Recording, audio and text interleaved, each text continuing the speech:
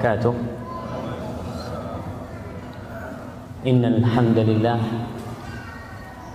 sungguh segala puji hanya milik Allah Jalla Jalaluh. Nahmaduhu wa nasta'inuhu wa nastaghfiruh. Kita senantiasa memuja dan memuji Allah, memohon pertolongan hanya kepada Allah, dan meminta ampunan dari dosa-dosa dan kesalahan yang senantiasa kita lakukan. Wa na'udzu billahi min syururi anfusina wa sayyiati a'malina. Dan kita berlindung kepada Allah Jalla Jalaluh dari keburukan, kejahatan jiwa kita yang seringkali membisikkan kepada kita untuk melakukan hal-hal yang nista. Sebagaimana kita berlindung kepada Allah Jalla Jalaluh dari dampak buruk dosa-dosa yang kita lakukan. Karena memang dosa dan kesalahan itu memiliki dampak buruk dalam kehidupan kita di dunia dan kelak di akhirat. Man yahdillah fala mudhillalah wa man yudlilhu fala hadiyalah. Barang siapa yang diberi petunjuk oleh Allah Jalla Jalaluh dalam mengarungi kehidupan ini, maka tiada satupun manusia yang dapat menyesatkan. Dan sebaliknya, yang Allah tetapkan kesesatan buat dia karena salah mendatangi kajian, karena salah berteman, sehingga dia salah memilih jalan dalam kehidupan ini. Walaupun sejuta ustadz didatangkan untuk meluruskan dia, mengembalikan dia dari kesesatannya, maka dia tetap tidak akan bergerak dari kesesatannya kecuali Allah Jalla Jalaluh memberikan hidayah kepadanya. Allah mengatakan kepada Rasul sallallahu alaihi wasallam, "Innaka la tahdi man ahbabta, walakin Allah yahdi man yasha." Muhammad, engkau tidak akan dapat memberikan hidayah kepada orang yang engkau cintai. Nggak bakal bisa. Kalau sekedarkan memberitahu, memberi penjelasan, itu bisa. Tapi memberikan taufik kepada orang itu agar keluar dari kesesatannya, nggak bakal bisa. Walakin Allah yahdi man yasha. Tapi Allah lah yang memberikan hidayah kepada siapa yang dia kehendaki. Wa asyhadu an la ilaha illallah wahdahu la syarikalah.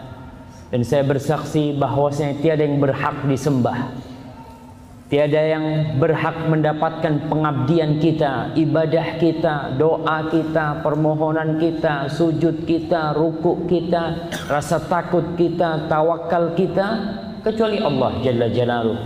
Dia esa dan tidak sekutu baginya. Wahdahu la syarikalah. Lahul mulku wa lahul hamdu wa huwa ala kulli syai'in qadir. Baginya segala bentuk kepemilikan. Segala kepemilikan itu milik Allah. Kalau ada di antara kita yang merasa memiliki, pada hakikatnya dia tidak memiliki apa-apa. Karena yang memiliki sebenarnya Allah Jalla Jalaluh. Walahul hamd. Baginya segala pujian. Segala pujaan itu hanya milik Allah Jalla Jalaluh. Kadangkala sebagian di antara kita ingin dipuji, ingin disanjung karena keberhasilan dia, karena kesuksesan dia, atau karena ibadah dia kepada Allah. Sebenarnya yang lebih pantas dipuji adalah Allah yang memberikan kepada kita hidayah sehingga kita bisa datang kajian ini. Sekali lagi, alhamdulillahirabbil alamin. Wa huwa ala kulli syai'in qadir. Allah mampu berbuat apa saja. Allah berkuasa untuk melakukan apa saja. Wa asyhadu anna Muhammadan abduhu wa rasuluh wa habibuhu wa khaliluh.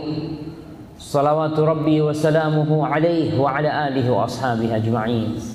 Dan saya bersaksi bahwasanya Muhammad sallallahu alaihi wasallam, kalau dengar nama Muhammad jangan malas bersolawat. Saya lihat di Surabaya masih banyak nih yang ngaku ahlus sunnah wal jamaah, tapi dengar nama Nabi Muhammad nggak sallallahu alaihi wasallam. Masih kaku gitu, diam. Ustaz, dalam hati Ustaz. Masya Allah. Siapa yang tahu dengan isi hati antum gitu. Tapi ucapkanlah selawat buat Rasulullah SAW. Iya, beliau adalah utusan Allah. Konsekuensinya kita mengatakan syahadat ini, konsekuensinya yang pertama, tasdiquhu fima akhbar. Mempercayai semua informasi yang disampaikan oleh Rasul sallallahu alaihi wasallam. Apa aja? Mau yang masa lalu atau masa sekarang atau yang akan datang. Ustaz, Rasul kan nggak tahu sama yang gaib. Betul. Yang tahu sama yang gaib itu Allah Jalla Jalaluh. Tapi Rasul sallallahu alaihi wasallam wa ma yantiqu 'anil hawa in huwa illa wahyu yuha. Yang Rasul sallallahu alaihi wasallam sampaikan itu adalah wahyu, bukan prediksi, bukan kira-kira. Kalau kita ini masih sepertinya. Rasul SAW tidak, pasti terjadi. Apa yang beliau sampaikan tentang masa yang akan datang, dan sebagiannya sudah terbukti. Yang pertama itu, kita harus mempercayai semua informasi yang disampaikan oleh Rasul SAW. Mau masuk akal atau nggak masuk akal. Karena kalau berbicara masuk akal, bicara logika, logikanya siapa yang mau dipakai? Logikanya seorang profesor atau logikanya seorang, ya seperti kita lah. Logikanya siapa yang bakal dipakai? Contoh nih, bicara informasi dari Rasul sallallahu alaihi wasallam. Rasul mengatakan alaihi salatu wassalam, "Idza waqa'a adz-dzubabu fi ina'i ahadikum falyaghmis." Kalau lalat itu masuk ke tempat minum atau makan kalian, apa kata Rasul SAW? Celupin tuh. Lalat itu celupin. Apa kata Rasul SAW? Fa inna fi ihda janahi hada wa fil ukhra shifa. Lalat itu punya dua sayap. Rasul mengatakan salah satu sayapnya itu ada penyakit, ada racun. Dan di sayap satunya ada penawarnya. Subhanallah. Percaya nggak antum? Hadisnya sahih, riwayat Bukhari. Percaya? Masuk akal. Lalat, bayangkan lalat ini dari tempat yang kotor-kotor. Anda nggak punya gelas, ya biasalah. Mungkin masjid apa namanya, lupa. Baitur Razzaq. Baitur Razzaq ini banyak rezekinya biasanya ini kan. Baitur Razzaq, nah. Tapi mungkin hari ini nggak punya gelas Baitur Razzaq. Iya, kalau masuk tuh ke gelas kita, antum mau celupin nggak lalat itu? Lalat dari tempat yang kotor-kotor tuh masuk ke gelas kita, ke teh, celupin nggak? Menurut antum? Hah? Celupin? Kotor dia. Celupin. Nah, Rasul SAW memberikan informasi kepada kita. Apa informasinya? Rasul celupin, kemudian suruh buang sama Rasul, terus dia minum. Ketika hadis ini didengar, ya bukan didengar, hadis itu mulai zamannya Imam Bukhari, Imam Ahmad udah ada tuh hadis. Orang memang itu sabda Rasul SAW dan sahih sabda itu. Di Mesir kira-kira tahun 90-an lah, abad kemarin nih. Itu sebagian dokter menolak hadis itu. Karena menurut dia, mana mungkin itu lalat yang kotor kita celupin, kemudian kita buang. Layak minum itu layak minum. Tidak masuk akal. Akalnya siapa? Akalnya dia. Nggak masuk akal. Maka ditolaklah hadis itu karena tidak sesuai dengan akal dia, dengan ilmu dia. Dia sebagai seorang dokter belajar lah, dokter ya namanya dokter belajar. Tapi subhanallah jamaah, ilmu manusia itu berkembang. Dan Allah Jalla Jalaluhu Allamul Ghuyub. Allah tahu dengan semuanya. Yang nyiptakan lalat itu siapa? Allah. Rasul sallallahu alaihi wasallam adalah utusan Allah. Dan beliau mendapatkan wahyu dari Sang Pencipta yang menciptakan lalat nih. Setelah bertahun-tahun, setelah canggih ya, udah ada laboratorium dicek, ternyata benar bahwasanya salah satu sayap lalat itu ada racun dan sayap satunya itu ada penawarnya. Kenapa kok harus dicelup? Karena sayap ketika jatuh itu ngambang. Dia tidak akan melepaskan penawarnya kecuali ketika dicelup. Maka dia lepas penawarnya, spontanitas. Karena dia tenggelam, dia lepaskan penawarnya. Itu secara medis sekarang terbukti. Akhirnya dokter percaya, oh seperti itu ternyata. Dia percaya dengan Nabi apa percaya dengan ilmunya dia? Nggak percaya dia dengan Nabi, tetap dia nggak percaya. Dia percaya karena ada bukti rasional. Kita seorang hamba, seorang mukmin, kalau hadisnya sahih, percaya. Percaya karena ilmu manusia itu berkembang. Nanti tahun depan yang dia temukan sekarang bisa jadi salah. Tapi ingat, apa saja yang mengaku sebagai umatnya Nabi Muhammad SAW, informasi yang disampaikan oleh beliau kita percaya. Walaupun mungkin buat kita kok nggak masuk akal. Tapi katakan, saya nggak tahu, Allah yang lebih tahu. Dan Allah sudah mewahyukan itu kepada Rasulullah SAW. Yang kedua, konsekuensi kita sebagai umatnya Nabi Muhammad apa? Ta'atuhu fima amar. Perintahnya diamalin. Perintahnya Rasul Sallallahu Alaihi Wasallam. Apa aja perintahnya? Larangannya ditinggalkan. Orang yang beriman itu metode dia atau sikap dia terhadap agama ini seperti sikapnya seorang prajurit kepada komandannya. Bosnya ngomong, mandikan itu mobil. Apa kata dia? Siap dan mandi. Gak pernah dia tanya dan sunnah apa wajib dan perintahnya. Tanya nih, sunnah apa wajib? Nggak seperti itu. Orang yang beriman itu waqalu sami'na wa ata'na, selesai.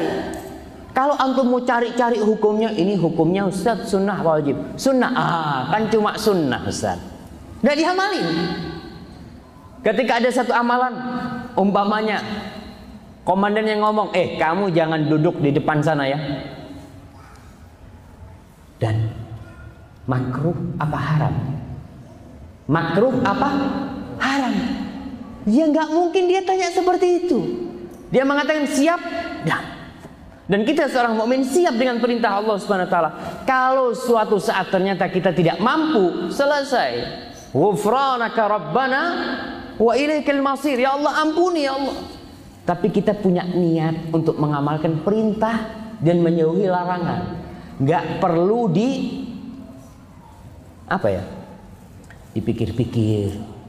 Karena kebanyakan orang kalau dikasih tahu hukumnya sunnah, apa yang akan dia lakukan? Akan mengentengkan. Kalau dikatakan hukumnya sih, kalau secara hukum sebagian ulama mengatakan makruh. Apa yang akan dia lakukan? Diamalno sing makruh itu. Dengan dalih kan cuma makruh, tidak sampai haram. Subhanallah. Seorang beriman taati perintah Rasul SAW. Rasul mengatakan, "Idza amartukum bi amrin fa'tu minhu mastata'tum." Kalau aku nyuruh kalian, lakukan sesuai dengan kemampuan kalian. Rasul SAW pernah mengatakan kepada sahabatnya, "Hujju, innallaha qad farada 'alaikumul hajja fahujju." Allah sudah mewajibkan buat kalian berhaji, maka berangkatlah kalian haji. Sebagian sahabat ada yang tanya nih, "Ya Rasulullah, afi kulli amin?" Setiap tahun apa hajinya Rasul? Rasul diam. Rasul marah kepada mereka. Kemudian Rasul mengatakan, yang aku perintahkan kepada kalian, kalian lakukan. Kalau aku ngomong iya, la wajabat. Jadi wajib tiap tahun itu haji. Wala mastata'tum, dan kalian nggak akan bisa mengamalkan. Nah, maka perintah dari Allah dan Rasulnya kita amalkan sesuai dengan kemampuan kita. Kalau larangan jangan deket-deket, karena larangan itu tidak perlu kita beraktivitas. Umpamanya jangan minum khamr, ya udah ente duduk aja di situ, nggak usah cari itu khamr. Tapi kalau dikatakan kau sedekah, nah sedekah ini kan harus keluar, harus ada aktivitas dia bergerak. Lakukan semampu kalian. Yang keempat, konsekuensi syahadat kita ini, kita tidak boleh beribadah kepada Allah kecuali dengan syariatnya Nabi Muhammad SAW. Nggak boleh. Jangan bikin syariat sendiri, walaupun menurut kita baik. Ustaz, sholat itu kan baik Ustaz. Iya, katanya kita disuruh banyak-banyak sholat. Betul Ustaz, anak kepingin sholat subuh 3 rakaat Ustaz. Boleh nggak? Kan nggak ada di Al-Quran Ustaz. Coba lihat Quran, berapa rakaat sholat subuh? Nggak ada. Mau muter, mau dibolak-balik Al-Quran dari Al-Fatihah sampai An-Nas, apa ada sholat subuh 2 rakaat? Ada? Nggak ada. Tapi kita ini tidak boleh beribadah kepada Allah kecuali dengan jalannya Nabi Muhammad. Nabi Muhammad gimana sholatnya? Subuhnya 2 rakaat. Ya sudah, katanya umatnya Muhammad Sallallahu Alaihi Wasallam, amalkan. Umpamanya mau sholat duha, Ustaz, saya mau sholat duha pakai adzan sama qomat. Adzan itu bagus, qomat itu bagus. Maka saya mau sholat duha pakai adzan sama qomat, biar orang kampung semua datang ke masjid. Maka ya Allah, masalah adzan ini, ada seorang adzan pas waktu sholat zuhur, asar, dia azan. Yang datang ke masjid cuma sedikit. Suatu hari dia azan jam 2 siang, banyak yang datang ke masjid. Kok bisa gitu loh? Dipanggil ya, dipanggil waktunya, nggak datang ke masjid. Tapi pas yang azan itu jam 2 siang, sak kampung itu datang semua ke masjid. Ini ada apa ini? Kiamat apa ini azan jam 2 siang gitu kan? Subhanallah. Iya, memang salah lah orang yang azan jam 2 siang tidak masuk waktunya, salah. Tapi ingat itulah, kita tidak beribadah kepada Allah kecuali dengan syariatnya Nabi Muhammad SAW. Kalau kita mengaku umatnya Muhammad Sallallahu Alaihi Wasallam, udah. Allahumma salli wa sallim wa barik wa an'im alaihi. Ya Allah, semoga salawatmu, semoga berkahmu, semoga nikmatmu, semoga salammu senantiasa kau curahkan untuk hamba kekasihmu Nabi kita Muhammad Sallallahu Alaihi Wasallam, dan untuk keluarga beliau, untuk anak cucu beliau, untuk istri-istri Rasulullah Sallallahu Alaihi Wasallam. Siapa saja istri Nabi? Ummu Salamah, Aisyah, Hafsah, Zainab, Sofia. Nggak apa-apa lah, udah 5 tuh, jawab. Fadhal. Nah, barakallahu fiik. Iya, istri Nabi itu banyak, dan semua istri Rasulullah SAW bakal jadi istri beliau di surga Allah Jalla Jalla. Yang terutama Khadijah, Aisyah, Hafsah, dan yang lainnya, Sofia, Juwairiyah, Zainab, Ummu Salamah, Ummu Habibah, dan yang lainnya. Dan juga semoga salawat ini bersambung untuk para sahabat Rasul Sallallahu Alaihi Wasallam, karena sudah mulai ada nih orang-orang yang tidak suka sama sahabat Rasul Sallallahu Alaihi Wasallam. Ada apa sih? Kok benci sama sahabat Rasul Sallallahu Alaihi Wasallam? Padahal Nabi ini cinta sama sahabatnya. Kenapa kau benci? Biasanya kalau orang ngaku cinta, dia akan mencintai apa yang dicintai oleh kekasihnya. Rasul Sallallahu Alaihi Wasallam mengatakan Abu Bakrin fil jannah, Abu Bakar di surga. Umar fil jannah, Umar di surga. Utsman fil jannah, Utsman di surga. Ali fil jannah, Abdurrahman bin Auf fil jannah, Sa'ad bin Abi Waqqas fil jannah. Itu sahabat-sahabat Nabi mengatakan di surga semua. Kenapa kau nggak suka sama mereka? Maka semoga kita mengingatkan kembali ya orang-orang yang belum suka atau dulunya suka. Dulunya mereka cinta dengan sahabat, tapi gara-gara ada suara-suara sumbang tentang para sahabat yang ngomong, oh kayak gitu ya sahabat itu, subhanallah. Maka saya ingatkan, tolong dibaca di surat Al-Fatah ayat 18. Allah Jalla Jalaluhu mengatakan tentang para sahabat Nabi, laqad radiyallahu 'anil mu'minin idh yubayi'unaka tahta asy-syajarati fa'alima ma fi qulubihim fa'anzala as-sakinata 'alaihim wa athabahum fathan qariba. Allah mengatakan laqad radiyallahu, Allah telah ridha terhadap orang-orang yang beriman yang mereka berbaiat kepadamu pada waktu baiatur ridwan. Pada waktu tahun ke-6 Hijriah, Rasulullah SAW nggak bisa masuk kota Mekah. Para sahabat ketika itu berbaiat, jumlah mereka 1.400 kira-kira. Di dalamnya ada Abu Bakar, di dalamnya ada Umar, ada Ali, dan Utsman dimasukkan di dalamnya juga, dan sahabat-sahabat yang lain. Allah telah ridho. Allah mengatakan fa'alima ma fi qulubihim. Allah tahu dengan isi hati mereka. Informasi dari Allah tidak bisa dirubah. Karena kalau informasinya dirubah berarti informasi yang pertama salah. Dan itu tidak mungkin terjadi untuk berita yang Allah tulis dalam Al-Quranul Karim, yang Allah firmankan di dalam Al-Quranul Karim. Nggak mungkin. Allah mengatakan fa'alima ma fi qulubihim. Allah tahu dengan isi hati mereka. Allah tahu. Allah ridho itu bukan ridho dengan zahirnya. Kalau kita suka sama orang, bisa jadi kita ngomong, kita nih, ketika ditanya sama seseorang, Ustaz, menurut antum fulan gimana Ustaz?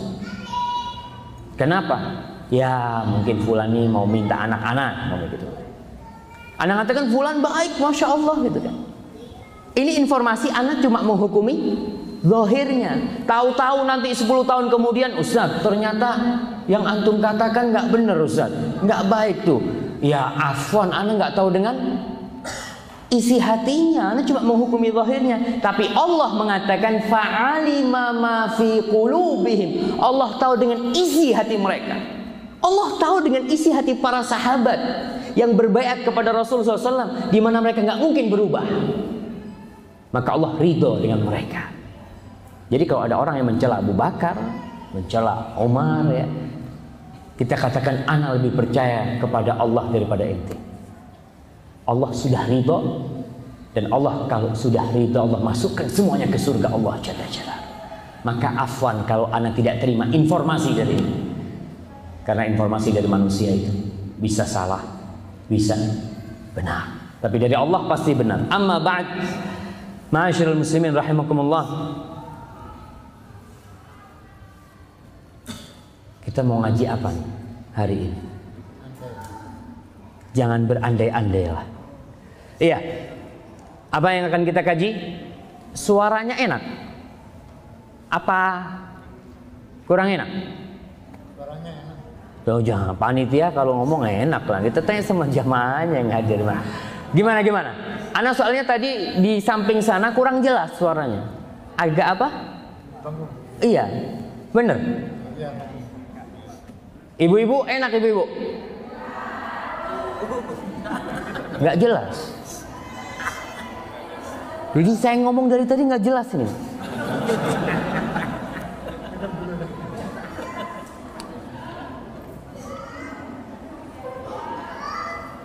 Bismillah. Jelas? Nggak, terus terang. Suaranya jelas nggak? Apa? Yang depan jelas, yang belakang jelas, yang sono jelas, jelas katanya. Buat ibu-ibu jelas? Enggak jelas. Iya, kayaknya settingannya. Kita ini punya masalah. Ana selalu di mana-mana ceramah itu selalu ana ingatkan mic-nya yang enak. Kenapa? Jangan usahanya ceramah, jamaahnya dengar itu sampai kayak gini gitu. Kok keras kerungu gitu. Suaranya memang keras, tapi enggak kerungu. Mantul soalnya mungkin. Ya kita ini nggak punya ahli. Katanya seorang ustadz bil barokah, Ustaz, yang penting ceramah, Ustaz. Ya enggak lah jemaah. Kita harus lebih baik lagi. Jadi memang suara itu berpengaruh. Kenapa Rasulullah SAW itu memilih Bilal untuk jadi tukang azan? Kok tidak sahabat yang lain? Kok tidak Abu Bakar? Kok tidak Umar? Karena punya suara yang lebih dari yang lainnya. Dan sekarang nggak perlu suara keras orang. Yang penting mic-nya enak, suaranya banter. Iya dilanjutkan ini kan? Kalau nggak jelas masa mau dilanjutkan jemaah?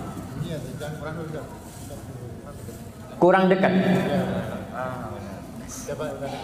Tes 1, 2, 3. Jelas. Nah, bismillah. Ya, andai aku tidak menikah denganmu. Awalnya nih, ini mungkin kajian sudah pernah diangkat di Jakarta. Beberapa tahun itu ada beberapa perempuan, beberapa ibu-ibu, dan banyak. Jadi ibunya mungkin yang curhat sama saya sedikit, tapi dia mewakili orang banyak. Karena nggak mungkin semuanya. Dia mengatakan, Ustaz, kenapa sih yang dikasih ceramah agar jadi istri soleha, agar baik, itu selalu ibu-ibu. Bapak-bapak selalu request, Ustaz pengajiannya bagaimana jadi istri soleha. Pesenan gitu kan. Sering di mana-mana. Tapi kapan suami kita jadi soleh itu kapan Ustaz? Dia maunya dilayani terus. Betul bapak-bapak. Menengkat deh. Bapak-bapak. Iya. Tapi maka saya berinisiatif lah. Maka kajian ini sebenarnya khusus buat bapak-bapak. Jadi khusus buat bapak-bapak, ibu-ibu di atas jadi saksi. Kalau ustadznya sudah menyampaikan, kalau ustadznya sudah menyampaikan ceramah bagaimana seorang suami itu menjadi suami yang soleh.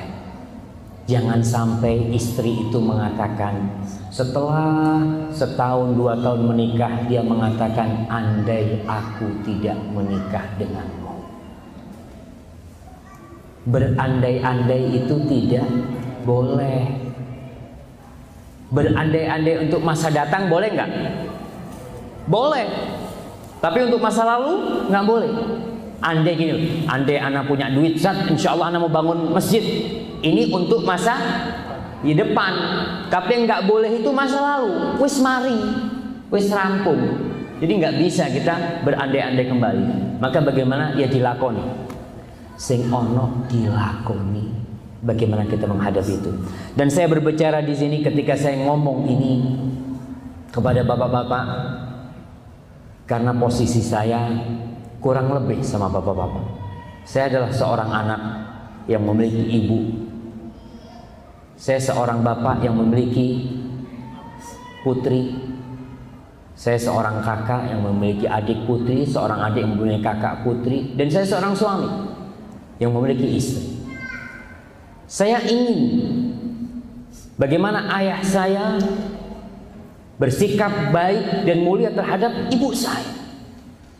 Dan saya ingin bagaimana suami-suami saudari saya itu menghargai dan menghormati adik-adik dan kakak saya.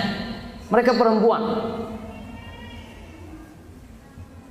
Dan saya kelak kalau diberi umur panjang akan memiliki menantu lelaki.